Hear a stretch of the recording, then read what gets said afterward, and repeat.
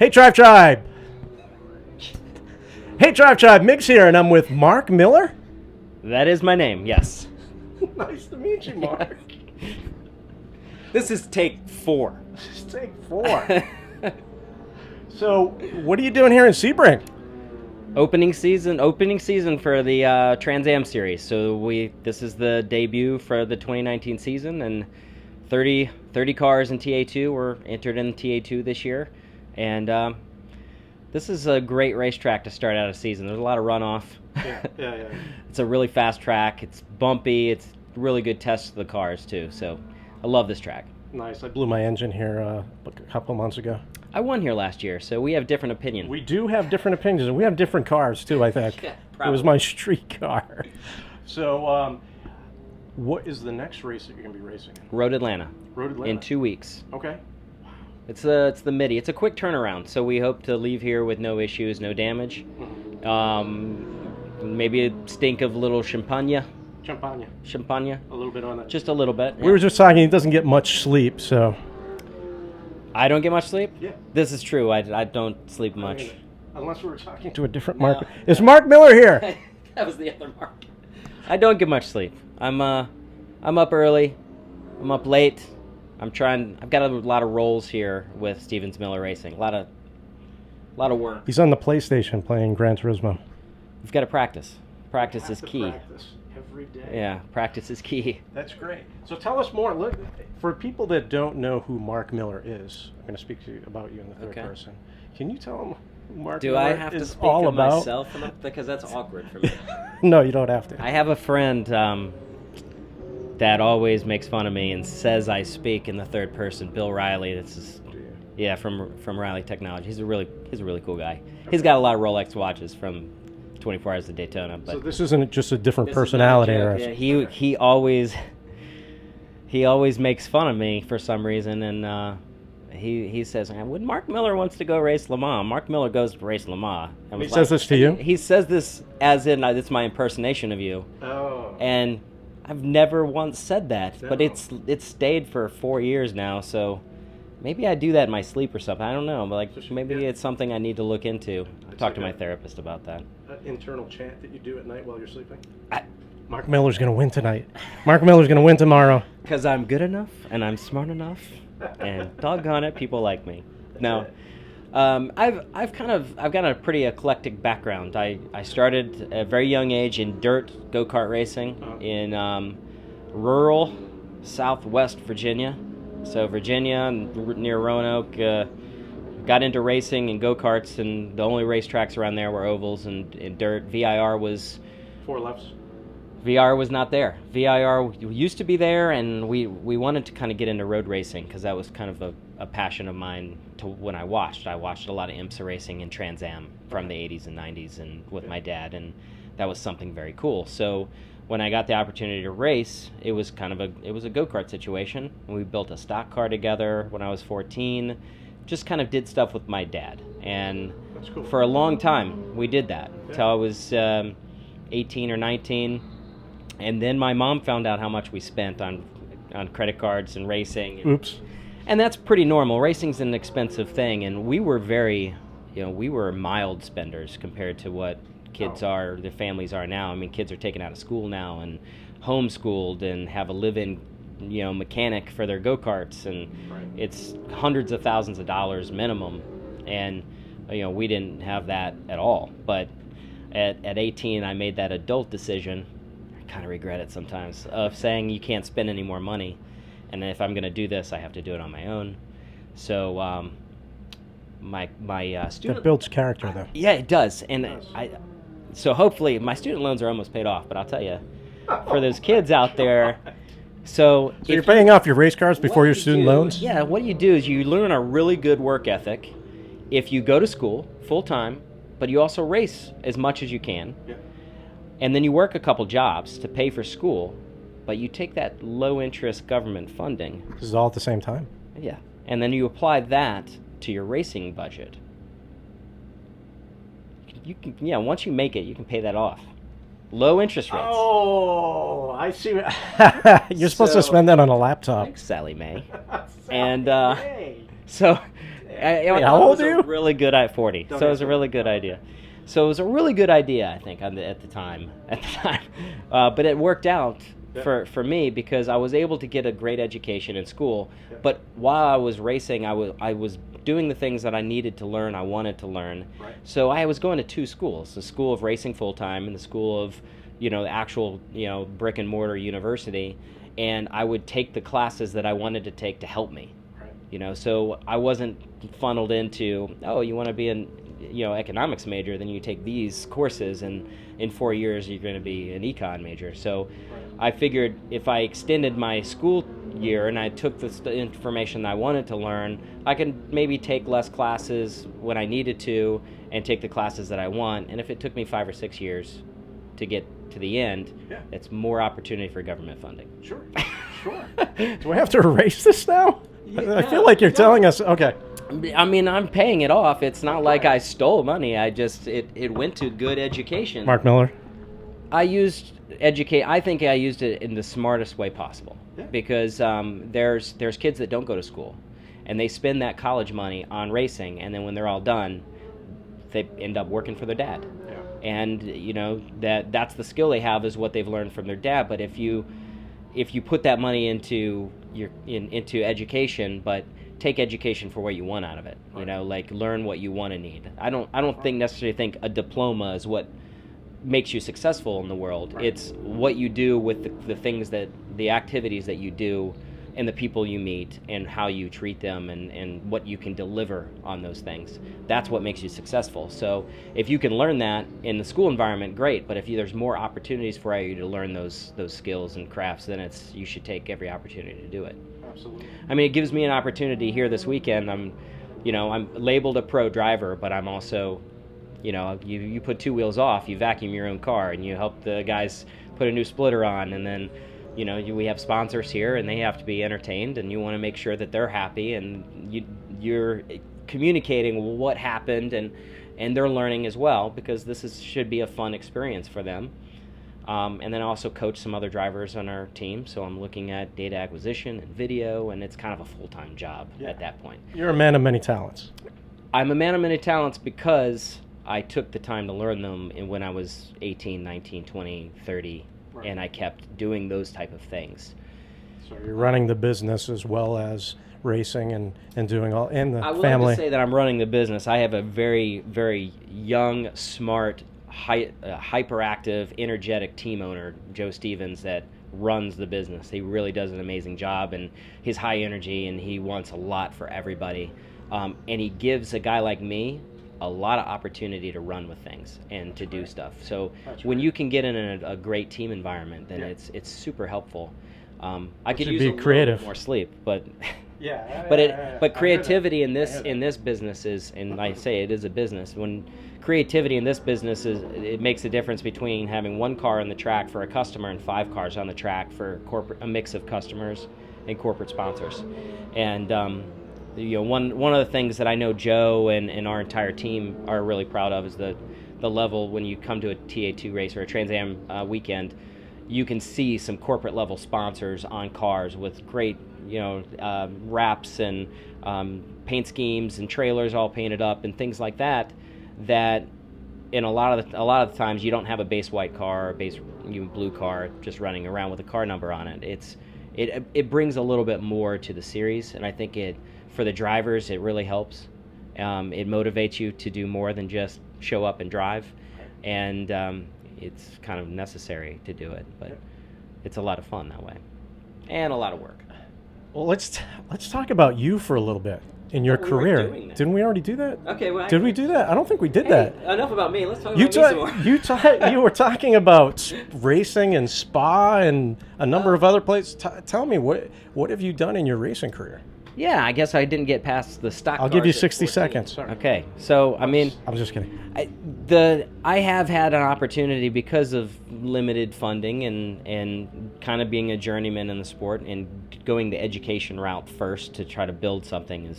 I've had the opportunity to race a lot of different things.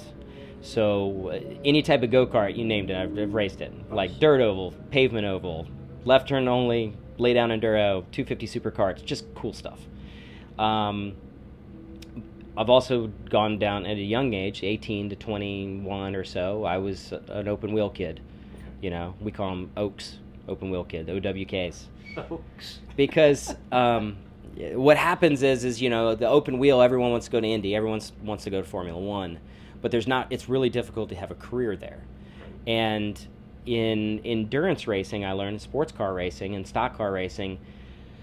When I was coming up and had the opportunity to race Canadian NASCAR at the time, it was one of those situations where it was kind of the good old days of NASCAR, where you've got a car owner that wants to see his car and he hires a driver to come in and drive the car. Okay. And it was a great opportunity for very talented drivers to get opportunities. Yeah. But as NASCAR grows, it's more, well, this is my son and he's going to drive the car, and this is my grandson, he's going to drive the car, and this is my stepson and he's going to drive the car. And those journeyman racers, you know, like the first generation racers like myself, or Chad McCumbee, or who's a friend of mine, like some of these guys, they don't get those opportunities anymore because the opportunities are pre-selected in a lot of situations. You know, there's still chances out there, but it's the quotient for success is a little skewed. Yeah, I gotcha. And Formula car racing is just extremely expensive, and yes. The amount of cost that it takes, to get to a certain level, you have to be completely self-funded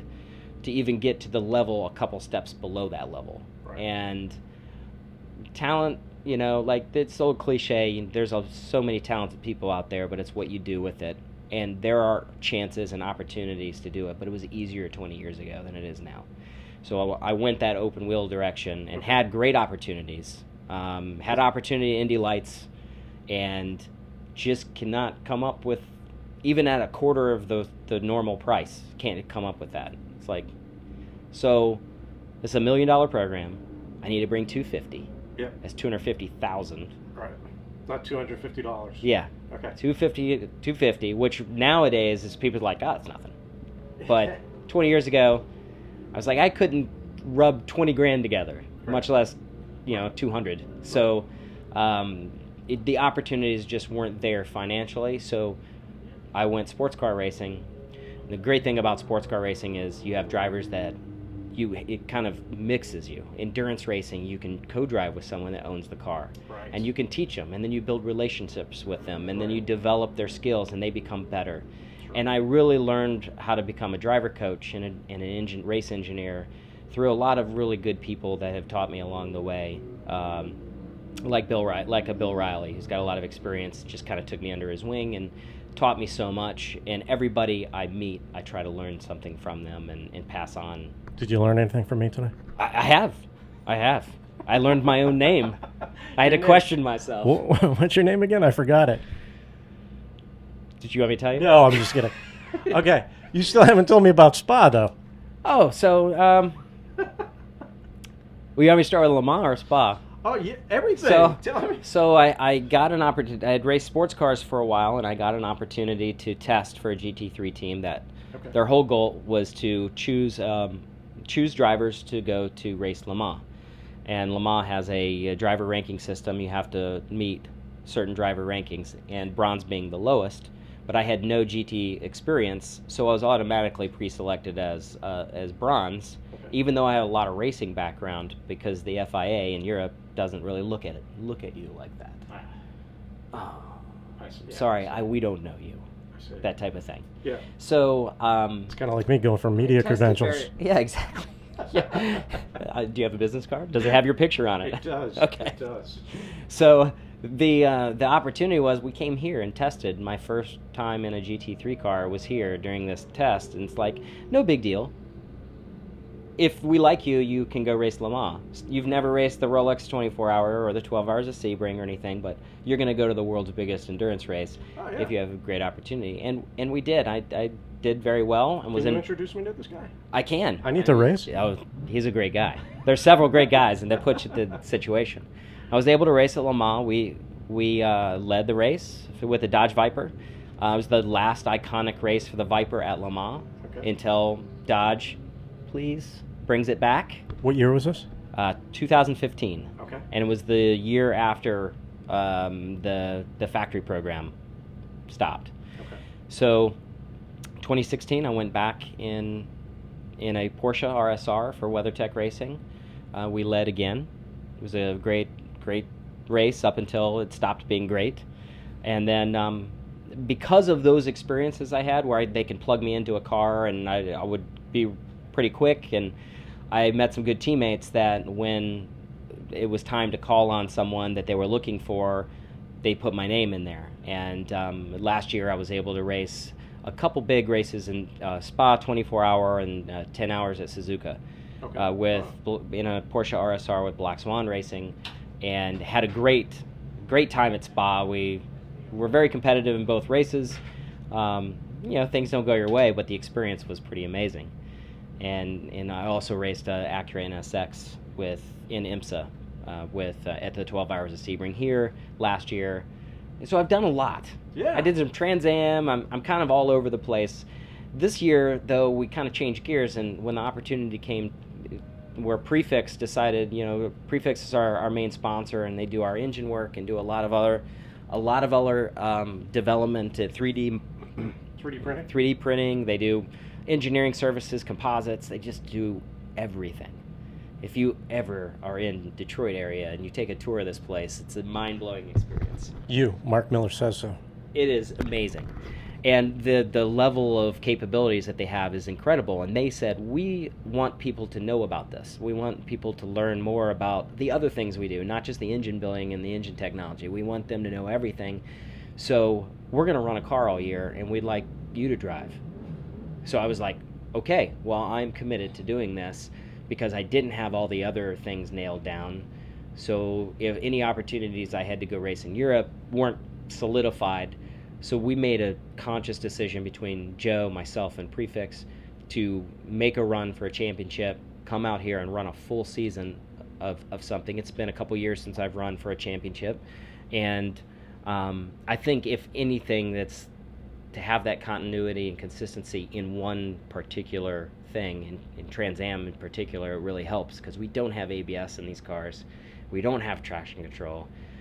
It's a lot of power. It's old school, raw, visceral experience, and it's a fun car to drive, but you've got to be really on edge all the time. So the more time you spend in the car, the better. Right. So we'll have 13 races this year, and we're here for the first one. So you actually do need some sleep. I'll get some sleep. I'll sleep next week. Okay. All right, so let me ask you the signature question. Sure. I think you have a line of people that are trying to reach you here. You're driving your favorite car on your favorite street, road course, not track, but on the roads, and you're listening to your favorite song. Fill us in. Paint us the picture. Man, you even told me that you were going to ask something like this, and I can't even articulate it sometimes. I'm one of these people that have so many interests and so much, like any one thing I say, after 30 seconds later, I'll be like, oh, wait, I want to change this. Close your eyes. Picture yourself driving. What are you driving? What are you listening to? Think about it. It's relaxing. Nothing crazy. I can't do relaxing. So I was born in Michigan, but raised. You can't even hear an accent. They beat it out of you when you move back from high school. You said theater. Like instead of theater? I'm from Massachusetts. Do you hear an accent? No. No. People from Michigan actually make the best newscasters. Do they? Yeah, because they're very limited accent, unless they're up there in the UP. Oh. So. Okay. That's not Michigan. Well, it is, but it's not. So are you driving in Michigan? I mean, did you forget the question? No, I didn't forget it. So I was raised in Virginia, so this is gonna be a 5-minute answer. I'm just going to sit down here for a second. So I was raised in Virginia, and there's a lot of mountain twisty roads through Appalachian Trail and things like that. So because I was in my early teens there, I never got Skyline a chance to Drive? drive it. No, where's that? Blue Ridge Mountains, Virginia? Blue Ridge Mountains, yes, absolutely. Okay. So there's that, and I've driven that. A couple years ago, I drove that to VIR, from Michigan to VIR. Oh, okay. And it was a great road. But I did a road trip when I was racing Canadian NASCAR at the time, from Ottawa, Canada, to Vancouver. They really call it CASCAR? CASCAR. For the longest time. Well, Canadian. Okay, yeah, no, I get it. I mean, get it. I makes get it. sense. It's Until like Canadian. NASCAR bought it and said you can't call it. So Canada. what do you call Canadian NASA? Canasa. Sorry, go ahead. Let's go back to the Still, subject. it would be NASA because it's national. They're national. Okay. Canadian. Canasa. That sounds right. Canasa. The trip through BC, Yeah. like entering BC, going from Alberta, BC, Yeah. you have just amazing mountain roads Really? that you can do some crazy stuff. You can stop, pull off. There's mountain rivers and streams and ponds that you can like take a dip in, and it's just really cool. So, and it's just as twisty as the Blue Ridge Mountains, Okay. but the elevation's higher. So those Really? downhills are even. Oh yeah, it's the Rockies. I mean, it's huge. So the skiing up there is pretty good, but I don't ski, so I heard it's good. But through Banff in Canada, it's pretty impressive. So I would take that. And the last car I took on a road trip with a friend of mine was a Dodge Viper ACR Extreme Aero, because you need that extra downforce Been in one of those. to hug those. Yep. And it's manual transmission, Yep. 700 plus horsepower. Really? Yeah. Huh. The one we had an aftermarket active suspension system, so it was very supple on the roads. But you flip the switch, you could take it to a track, I see. and it was a great road trip. And I thought about that road as we were going through kind of the trip from Dallas to LA. Yep. I thought about Canada, and I was like, Canada's a little bit better because it's a little more mountain-esque, more trees, not as much desert. Right. And the roads are a little twistier. Okay. So I would say that would be on. And I'm not much of a radio person, song person, but good conversation in a car like that Okay. would be great. Well, that's the first time I've heard that. I've actually So heard good conversation and being able to talk about the experience that we're having. Mm. But for the last few months, I've been just bringing up YouTube and listening to people talk. I don't know. I like to hear people talk. It's going to be like you're listening to a talk show while you're driving. Talk show while I'm driving. Really? A lot. Yeah, I do that. I'll watch it. He just blew my mind. Listen, I'm into learning things. Yeah. So if I'm in I want to learn more about legal things, I'll just bring up Judge Judy, listen to Judge Judy for a while. Learn about car things. There's so many podcasts that people talk about. So if they listen, new technology. if they let you listen to music on the track, you'd be listening to like how to speak Italian. Yeah, I'd learn Japanese for sure. I would absolutely, because that's the one country. When I travel to Italy or France, and you kind of can get it a little bit. In Japan, no getting anything there. So I'd like to learn that, and I want to go back to Japan because it was just a great experience. And everyone was the most polite environment I've ever been in, and clean, and Yes. everyone was extremely, for everyone that goes to races here in the States, and they say the fan zone opens up at 10 o'clock, and you've got the people lining in, and there's a line there. Everyone's just like bustling through to try to be first in line and getting past the line or trying to sneak in. Right. And in Japan, the fans are, if there's a line there, they will not cross it, and they will line up, and they will sit down, and they will be so polite, and when they come up to greet you, they will not interrupt. And I wanted them to. I wanted them to be, but they're just so polite. Yeah. And I need to raise my family in Japan because it's just an amazing. There's so much you can learn from that culture. So I'm sure they can learn from their dad, and they don't need to go to Japan. They can. I mean, I think the more experiences you have in your life, and you take things from that, you learn, and you try to incorporate it into your own life. Yeah. But it's still hard to do. We were raised here. You're raised to be outspoken, and it's that type of environment. Sure, But sure. Well, thank you so much for spending time with us today. My pleasure. Thanks, Migz. I appreciate it. Mark Miller. Migz? See you on Drive Tribe. Do I get to point to?